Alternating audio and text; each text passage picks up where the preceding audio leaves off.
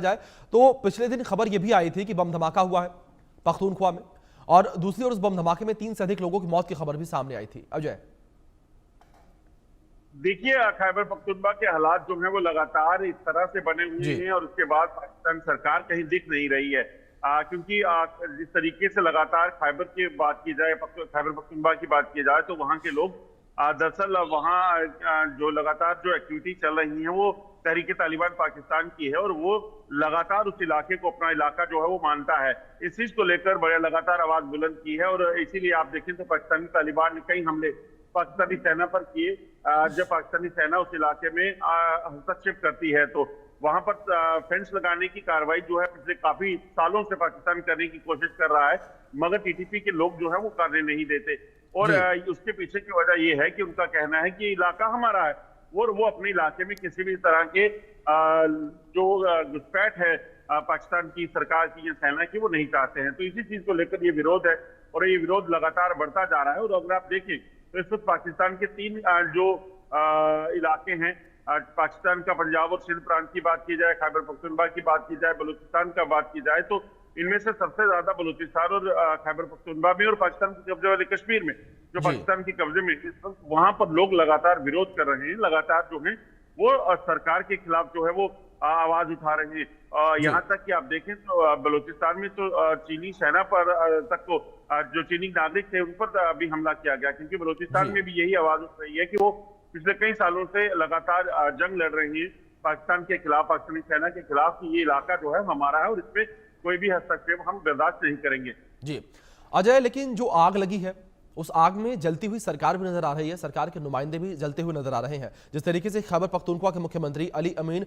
जो है उनके चचेरे भाई की भी कुछ बंदूकधारियों ने गोली मारकर हत्या कर दी। देखिए,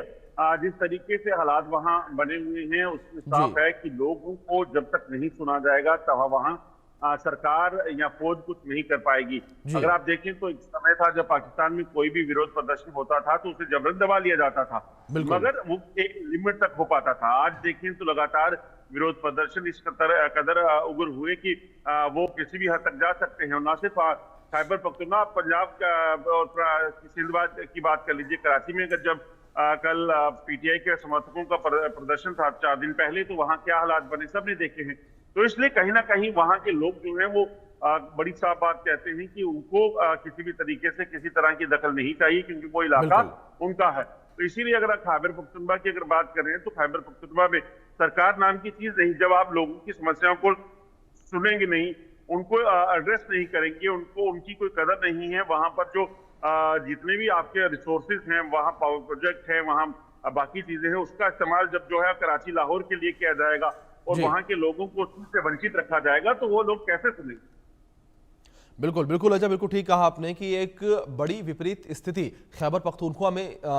बनी हुई है। दूसरी ओर सरकार के लिए भी एक बड़ी सिरदर्दी बनी हुई है कि जिस तरीके की स्थितियां यहाँ पर बनी हुई हैं। लेकिन अजय, मैं आपसे एक चीज़ और समझना चाहूँगा, अगर बात खैबर पख्तूनख्वा के कुर्रम जिले को लेकर करें, वहाँ पर जिस तरीके से लगातार हिंसा जारी है, उस हिंसा में करीब 130 लोगों की मौत की खबर सामने आई।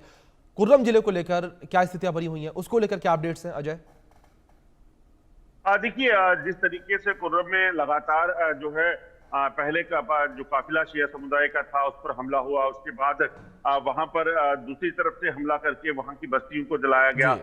फिर जो है तीसरे दिन भी इसी तरह से घटना चलती रही और फायरिंग में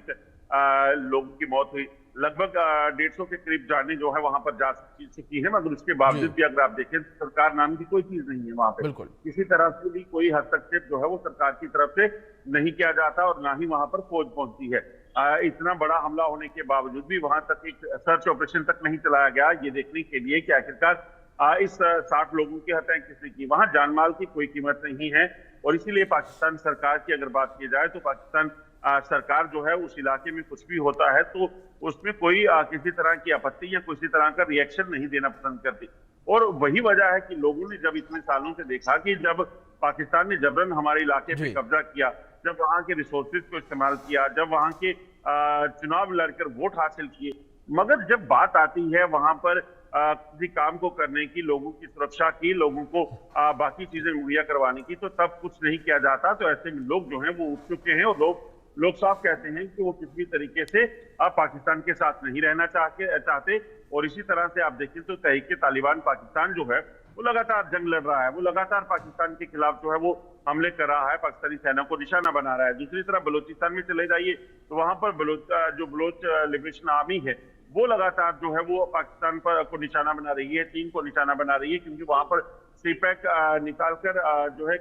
वहां के लोगों को कहना है कि उनके इलाके पे कब्जा करने की कोशिश है। तो ऐसे में ये चीजें जो हो रही हैं उसके पीछे की वजह बड़ी साफ है कि वो लोग नहीं चाहते किसी तरह का हस्तक्षेप, वो नहीं चाहते कि वो पाकिस्तान सरकार या सेना वहां आए। बिल्कुल अजय, अगर बात पाबंदियों को लेकर की जाए तो कई खबरें सामने ये भी आ रही थी कि कई तरह की पाबंदियां सरकार के द्वारा जो है लगाई गई हैं। इन स्थितियों को देखते हुए सोशल मीडिया साइट्स को लेकर बात की जाए, फेसबुक, इंस्टाग्राम, ट्विटर जो पूर्व में था, मौजूदा समय में एक्स, ऐसे जो तमाम सोशल मीडिया प्लेटफॉर्म्स हैं उन्हें कुछ समय के लिए बैन कर दिया गया है, यानी कि बंद कर दिया गया है। अजय, किस तरीके से आप स्थितियों को देख पा रहे हैं, क्या जानकारियां आप तक पहुंच पा रही हैं? पाकिस्तान में एहतियात के तौर पर क्या कुछ पाबंदियां सरकार के द्वारा लगाई गई हैं? अजय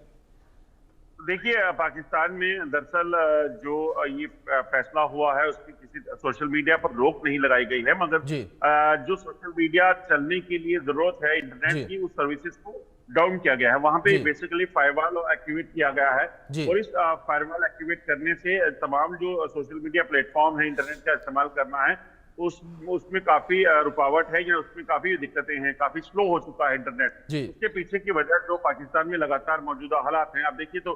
एक सप्ताह पहले की अगर बात करें तो आप देखें तो पाकिस्तान में पीटीआई का प्रदर्शन जो लगातार कई दिन चलता रहा, उसके बाद खैबर पख्तूनख्वा के हालात जहां पर लगातार पाकिस्तानी सेना को नुकसान उठाना पड़ा, हमले हुए, वहां पे प्रदर्शन हुए। बलूचिस्तान में लगातार जो हमले हुए जिस शिया समुदाय पर, जिसमें 150 के करीब लोग मारे गए। उसके बाद पाकिस्तान के कब्जे वाले कश्मीर में लगातार प्रदर्शनों का दौर जो चल रहा है। तो दरअसल पूरे पाकिस्तान में इस तरह से आवाज उठ रही थी, इस तरह से विरोध प्रदर्शन चल रहे थे कि पाकिस्तान को लग रहा था कि वो इसे कंट्रोल कर पाए ना कर पाए, मगर सोशल मीडिया के जरिए जो दुनिया से देख रही है वो कहीं ना कहीं रुकना चाहिए। और इसी के चलते उन्होंने फायरवॉल एक्टिवेट किया, जिसके बाद जो लोग वहां पर प्रदर्शन कर रहे थे उनका कहना था कि उनको काफी दिक्कतों का सामना करना पड़ रहा है। और इसी वजह से आप देखिए तो पाकिस्तान में वो तमाम चीजें जो है वो पेश आई। तो कहीं ना कहीं जो फैसले किए गए उसका नतीजा था कि सोशल मीडिया जो है वो ज्यादा एक्टिव ना हो, लोग जो है जो हालात वहां बने हुए हैं उस के जरिए कुछ और दुनिया के बाकी हिस्सों तक इस चीज को ना पहुंचा पाए। इस चीज को लेकर एक बड़ा रोकथाम करने की पाकिस्तान की तरफ से कोशिश की गई। जी अजय, विश्व पटल पर पाकिस्तान की इस वक्त क्या इमेज बनती नजर आ रही है? क्योंकि जिस तरीके से देखा जाए पाकिस्तान लगातार इस बात के दावे करता रहता है कि पाकिस्तान के अंदर आतंकवाद जो है वो खत्म हो चुका है, नहीं है, लेकिन बार बार जिस तरीके से खबरें सामने आती रहते हैं कि आतंकी हमले बार बार पाकिस्तान के अंदर ही होते हैं। जिन आतंकियों को पाकिस्तान ने पाला वही आतंकी अब पाकिस्तान को काट रहे हैं, पाकिस्तान पर हमला कर रहे हैं। देखिए, अगर विश्व पटल की बात की जाए तो जिस तरीके से लगातार पाकिस्तान में हालात बने हुए हैं, तो पाकिस्तान दरअसल जो वहां पर हालात बनाए हुए हैं उसके बाद एक चीज तो जानते हैं, दुनिया जानती है कि पाकिस्तान दरअसल एक टेरर स्टेट है, यानी कि वहां पर आतंकी बनते हैं और उसके बाद वहीं से आतंकवाद दुनिया भर में फैला है। और दूसरी आज की जो इमेज है उसमें बड़ी साफ सी बात है कि पाकिस्तान जो हालात इस वक्त चल रहे हैं, प्रदर्शन वहां हो रहे हैं, विरोध हो रहे हैं, उसके बाद एक चीज बड़ी साफ है कि वो समय ज्यादा दूर नहीं है कि पाकिस्तान के टुकड़े होंगे। और दुनिया इस चीज को देख रही है कि किस तरीके से लोग अपनी आवाज उठाकर वहां पर लगातार जो है पाकिस्तान सरकार और पाकिस्तानी जो सेना है उसका विरोध कर रहे हैं। और पाकिस्तान ही ऐसा मुल्क है जहां पर कोई भी चीज मुमकिन है, चाहे वो प्रदर्शन हो, चाहे वो सरकार को टॉपल करना हो। और वहां के आप देखें तो राष्ट्रपति, प्रधानमंत्री जो हैं, जो भी जब सत्ता से बाहर होते हैं वो जेल की सलाखों के पीछे होते हैं। तो यही दुनिया जानती है पाकिस्तान के बारे में, और सबसे बड़ा पहचान पाकिस्तान की एक टेररिस्ट स्टेट के रूप में।